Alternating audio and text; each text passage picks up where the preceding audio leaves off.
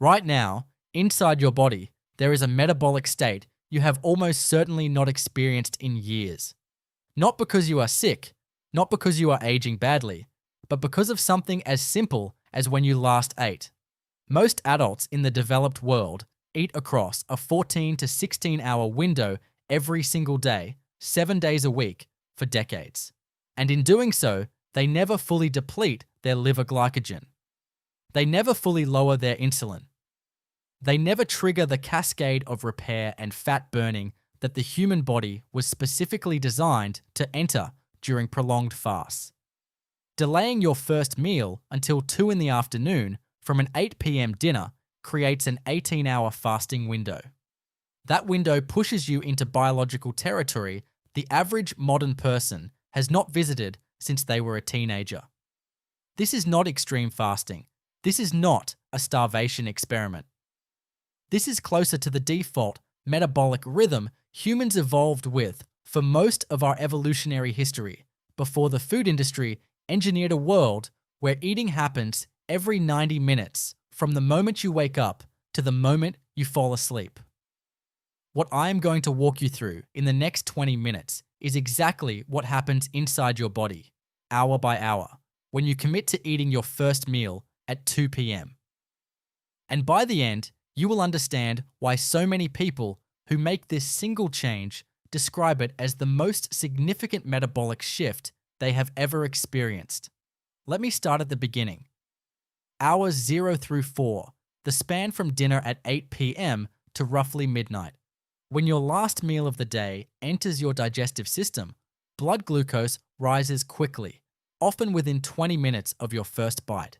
Your pancreas responds by releasing insulin, and depending on the size and composition of that meal, insulin can spike 10 to 20 times above its fasting baseline. This is not a pathological response. This is exactly what insulin is supposed to do. It acts as a delivery signal, telling your liver to accept the incoming glucose and pack it into glycogen, the compressed storage format of sugar. Your liver has a capacity of roughly 100 grams of glycogen. Your muscles, depending on their size and how active you have been, can store another 300 to 500 grams. You are filling those tanks during this window. What most people do not realize is that while insulin is elevated, growth hormone secretion is fully suppressed. Your fat cells have received a clear chemical message. Lock the storage doors, stop releasing fatty acids, zero fat burning is happening right now. If you eat late at night and insulin stays elevated for 2 or 3 hours, you are actively cutting into the portion of your sleep window where growth hormone is supposed to pulse. Night after night, year after year, this subtle timing mismatch compounds into something measurable. Hours 4 through 8. Now we are between midnight and 4 in the morning for someone who finished dinner at 8 p.m. This is where the metabolic shift quietly begins. Insulin has been falling for hours, moving toward baseline. Glucagon, insulin's opposing hormone, takes over the signaling role. It tells your liver to slowly release glucose from its glycogen stores to keep your blood sugar stable while you sleep. And inside your fat cells, an enzyme called hormone-sensitive lipase begins to wake up. This enzyme was suppressed entirely while insulin was high. Now it activates and starts physically breaking apart stored fat molecules.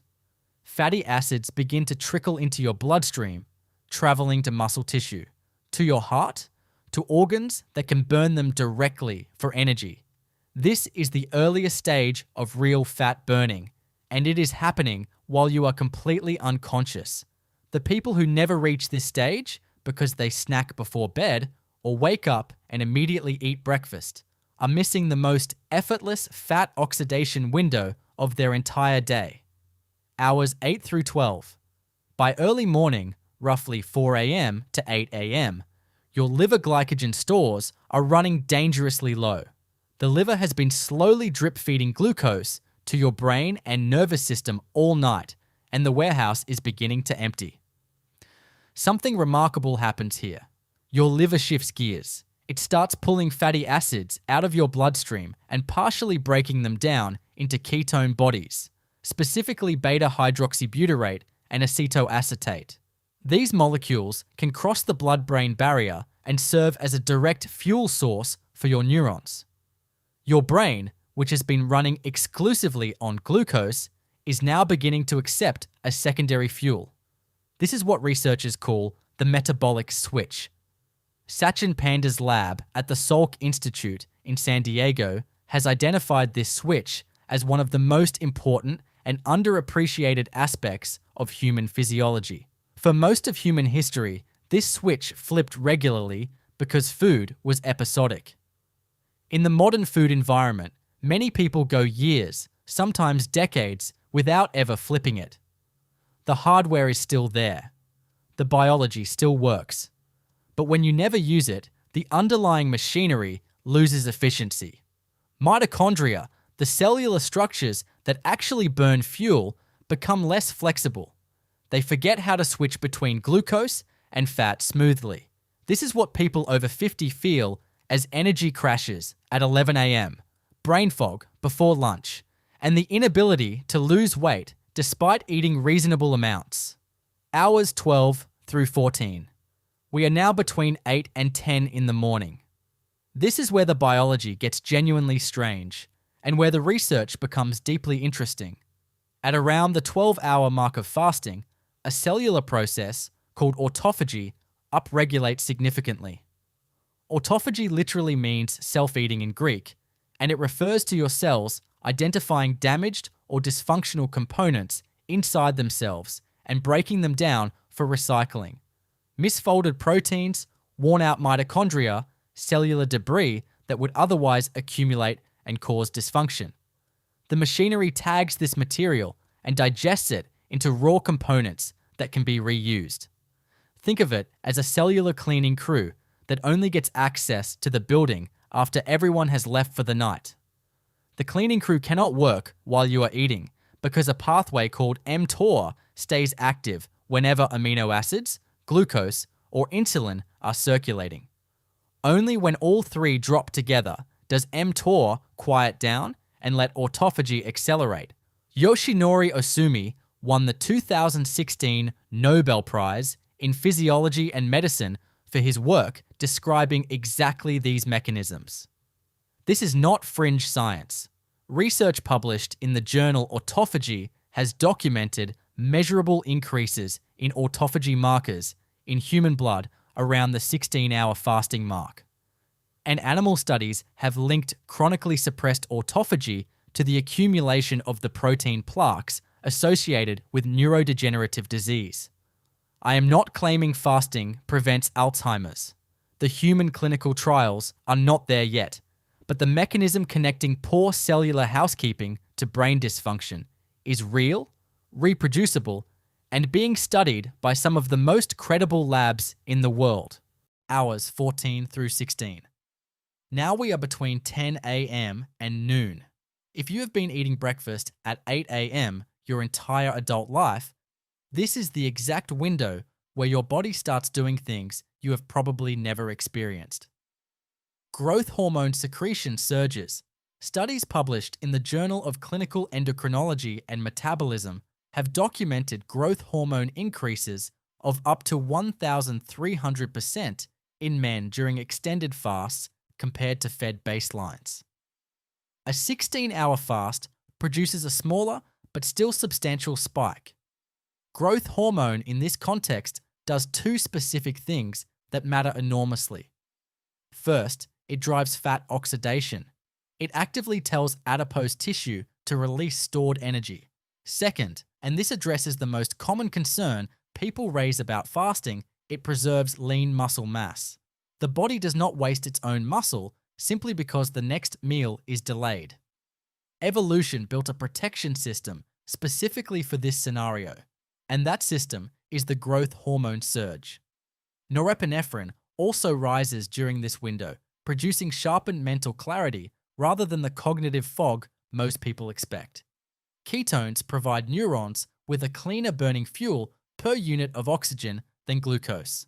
Studies on cognitive performance during mild ketosis show measurable improvements in working memory, sustained attention, and verbal processing in adults over 40. Separately, BDNF, brain-derived neurotrophic factor, elevates. BDNF is essentially a growth and repair signal for neural tissue. It promotes the survival of existing neurons and the formation of new neural connections. Low BDNF is associated with depression and cognitive decline.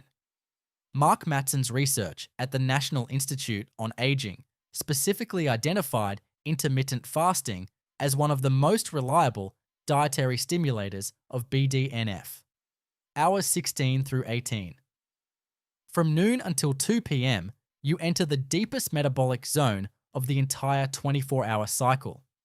Insulin is at its absolute lowest point. Fat oxidation is maximized.